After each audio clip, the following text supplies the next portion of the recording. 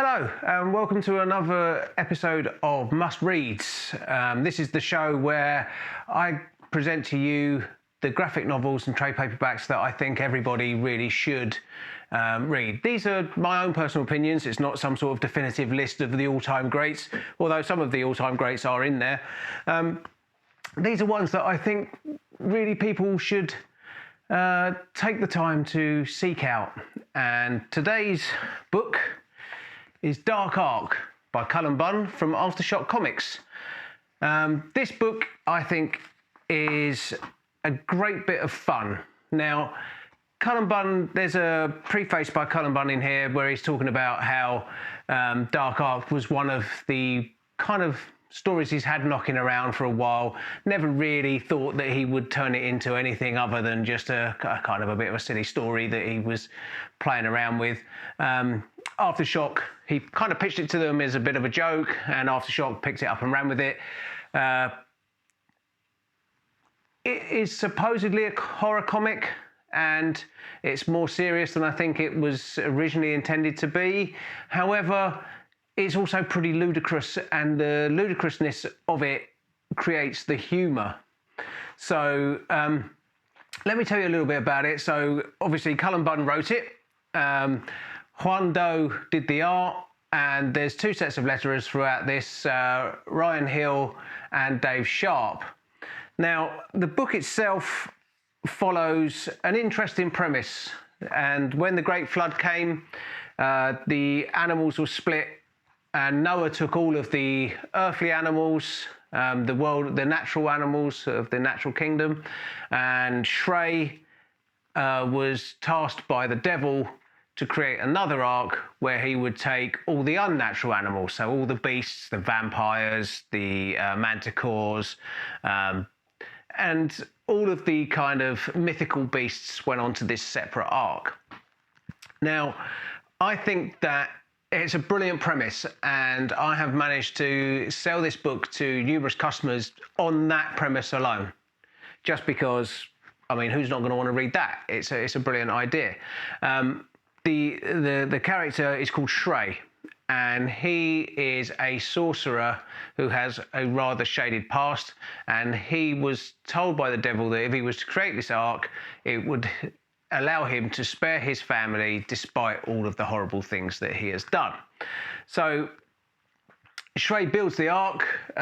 We actually join the story after the floods have come and the ark is already there, and Shrey has it, and it's basically got a hold full of monsters. It has some humans on board, but they're only there to feed the monsters. So, I mean, it's pretty dark when you look at it that way.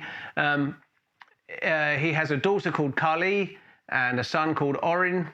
Kali has made friends with one of the humans in the hold. Her name is Jamris, and she also has achieved the rather dubious honour of being the manticore Kroll.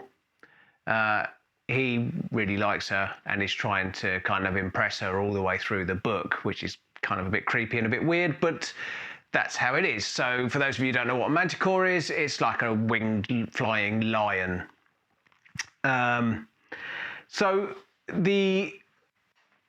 all of these animals, all of these mythical beasts and everything all live together in this ark. None of them like each other, as you can imagine. They are all trying to survive. Shrey has the dubious honour of trying to keep them all in check. The thing is, if Noah's Ark doesn't succeed, then it doesn't matter whether Shrey's Ark succeeds or not, because Noah's Ark needs to succeed in order for there to be prey for these creatures to survive on when the floods finally recede.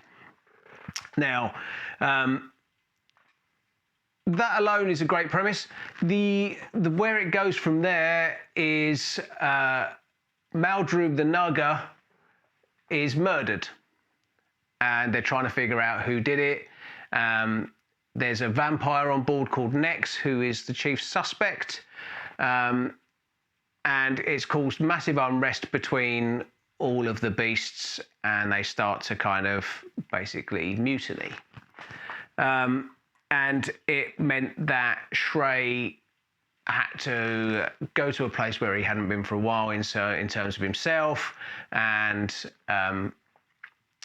really do some rather bad things. So on top of that, there are 2 unicorns on the Ark, which provide a little bit of comedy light relief in the fact that they are convinced that they're not supposed to be there.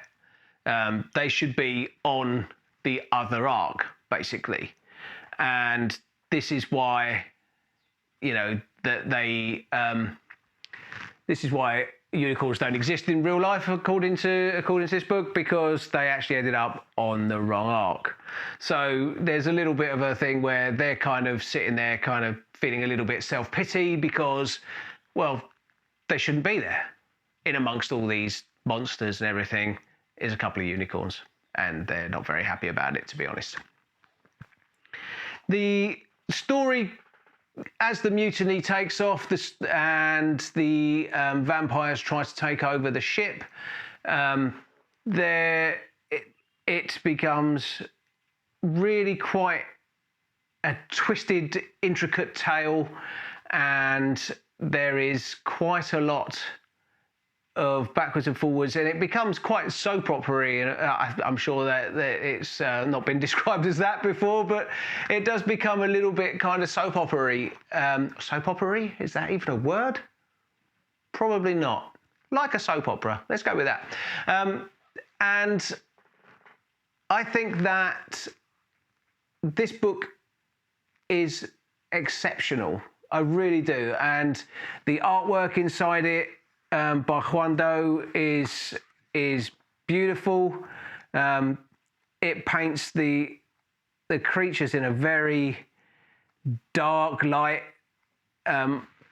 which is what you want, but at the same time, kind of they're all deformed and twisted, and kind of you can't really see their features very well, and it's kind of, it adds to their kind of gnarliness, really, and I really like that. I like that a lot. I don't really know, without kind of spoiling the ending of only volume 1. Obviously, this is only volume 1. There are 3 volumes now, I think, of Dark Ark. I think there's 2. Is there 3 of Dark Ark and 1 of Dark Ark After the Flood, even? So, I mean, it's an ongoing series.